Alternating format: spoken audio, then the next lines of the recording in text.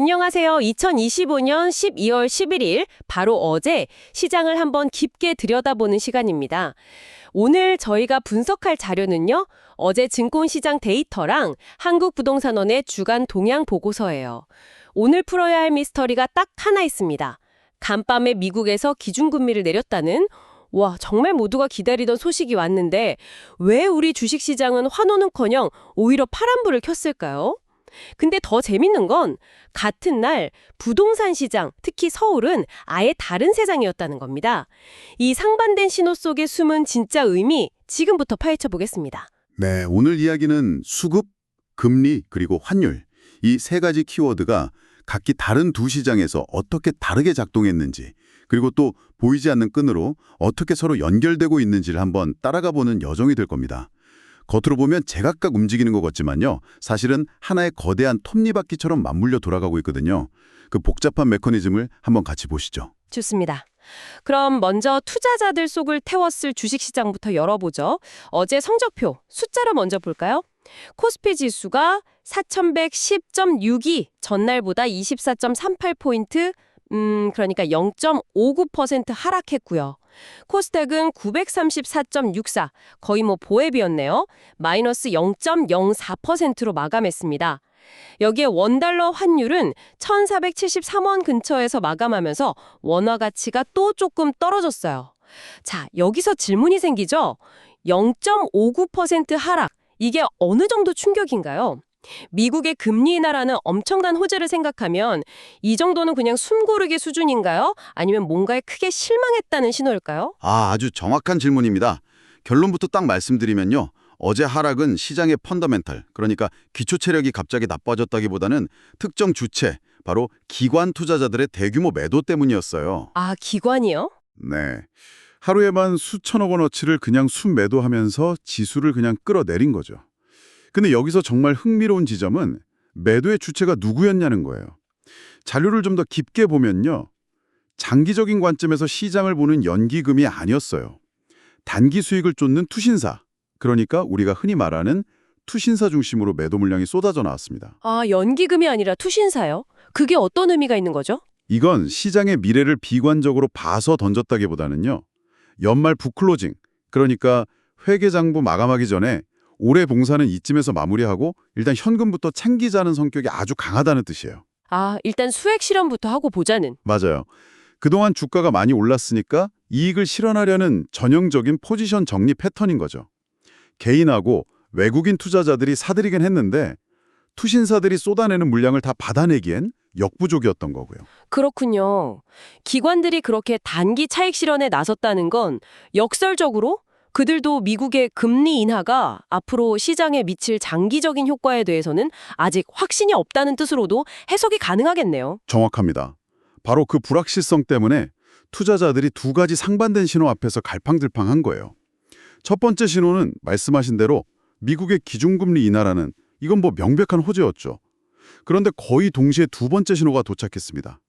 바로 오라클 같은 글로벌 IT 기업 실적이 생각보다 안 좋았다는 소식과 함께 시장 한편에서 솔솔 피어오르던 AI 반도체 과열 우려라는 부정적 신호였어요. 아, 그래서 그랬군요.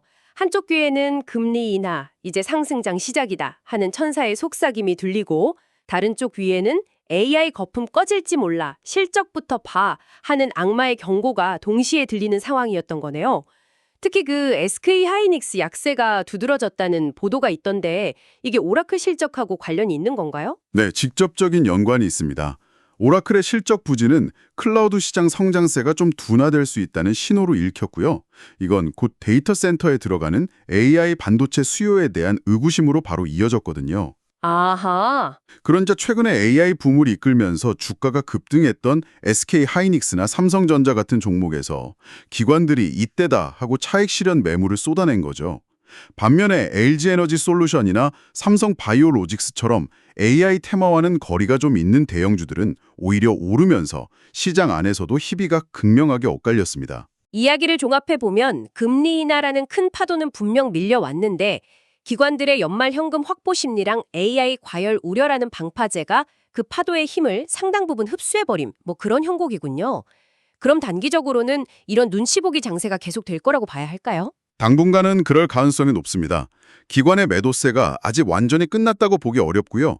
1,470원대 환율도 외국인 수급에는 계속 부담으로 작용할 테니까요. 단기적으로는 좀 보수적인 관망세가 우세할 겁니다. 하지만 이건 어디까지나 단기적인 시각이고요. 앞으로 발표될 미국의 추가적인 경제 지표나 국내외 기업들의 4분기 실적 발표 내용에 따라서 시장의 변동성은 언제든 다시 커질 수 있습니다. 한마디로 안개 속을 걷는 듯한 장세가 좀 더 이어질 수 있다는 거죠. 주식시장 투자자들이 이렇게 혼란 속에서 수익을 실현하고 떠났다면 그 돈은 다 어디로 갔을까요? 바로 그 질문의 답이 같은 날 완전히 다른 세상이었던 부동산 시장에 숨어 있을지도 모르겠습니다. 주식시장이 흔들리는 동안 서울 아파트 시장은 오히려 상승폭을 키웠다니 정말 다른 세상 일하기 같네요. 네, 온도차가 상당했습니다. 12월 8일 기준으로 발표된 한국부동산원 자료를 보면요. 전국 아파트 매매 가격은 한 주 동안 0.06% 올라서 전주랑 비슷한 수준을 유지했어요. 그런데 서울은 달랐습니다. 서울은요? 서울 아파트 값은 0.18% 상승해서 직전 주 0.17%보다 오히려 오름폭이 더 커졌어요. 서울 25개 구 중에서 무려 19개 구의 상승폭이 확대됐다고 하니까 이건 뭐 특정 지역만의 이야기가 아니라 전반적인 상승 분위기가 뚜렷했다고 볼 수 있죠. 심지어 전국 전세 가격이 6주 만에 상승으로 전환했다는 소식도 있었고요. 잠시만요. 그 부분이 좀 이해가 안 가네요. 기준금리는 여전히 높고 가계부채 위험 경고는 매일같이 나오잖아요. 근데 어떻게 서울? 그것도 이렇게 많은 지역에서 아파트 값이 더 오를 수가 있는 거죠? 바로 그 지점이 오늘 분석의 핵심입니다. 지금 부동산 시장을 한마디로 표현하면 그들만의 리그가 펼쳐지고 있는 거예요. 이런 현상을 보면 마치 만원 버스 같아요. 만원 버스요? 네, 이미 자리가 좋은 몇 군데에만 사람들이 더 타려고 몰려들고 버스 뒤편의 텅 빈 공간은 아무도 쳐다보지 않는 거죠. 지금 부동산 시장이 딱 그런 모습입니다. 만원 버스의 좋은 자리라? 비유가 재밌네요. 구체적으로 어떤 곳들인데요? 시장에서 늘 언급되는 전통의 강자들이죠. 강남 3구로 불리는 서초, 강남, 송파, 그리고 한강벨트로 묶이는 용산, 성동, 마포, 광진구요. 이런 지역의 선호도 높은 대단지, 역세권, 학군 좋은 아파트들이 상승을 이끌고 있어요. 경기도만 해도 분당이나 수지처럼 선호 지역은 상승했지만 한때 풍선 효과를 누렸던 구리 같은 곳은 상승세가 둔화됐죠. 심지어 같은 단지 안에서도 60제곱미터 이하 소형은 강세인데 국민평형인 85제곱미터는 약세를 보이는 등 아주 미세하게 시장이 갈라지고 있습니다. 그렇다면 대체 왜 이 좋은 자리들만 금리 부담을 이겨내고 계속 오르는 걸까요? 원인은 크게 두 가지, 공급하고 수요 양쪽에서 찾을 수 있습니다. 첫째, 시장의 매물이 씨가 말랐어요. 각종 규제나 토지거래 허가구역 같은, 이건 사실상 거래를 묶어두는 제도잖아요. 그렇죠. 허가받아야 하니까요. 네, 이런 정책 영향으로 팔려는 사람이 급격히 줄었습니다. 이렇게 매물이 귀해지니까 몇 건의 거래만으로도 호가가 껑충 뛰고 그게 시세 전체를 끌어올리는 현상이 나타나는 겁니다. 공급이 줄어든 건 알겠습니다. 그럼 수요 쪽은 어떤가요? 높은 금리 때문에 다들 집 살 엄두를 못 낼 것 같은데요. 바로 거기서 두 번째 이유, 수요의 양극화가 나타납니다. 말씀하신 대로 높은 대출 이자 때문에 일반적인 실수요자들은 시장 진입이 거의 불가능에 가까워요.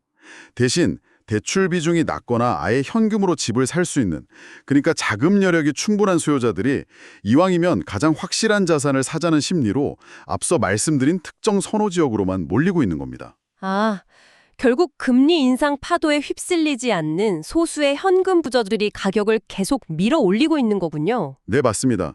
지역별 그리고 계층별 자산 격차가 더 벌어지는 구조가 고착화되고 있는 셈이죠. 그렇군요.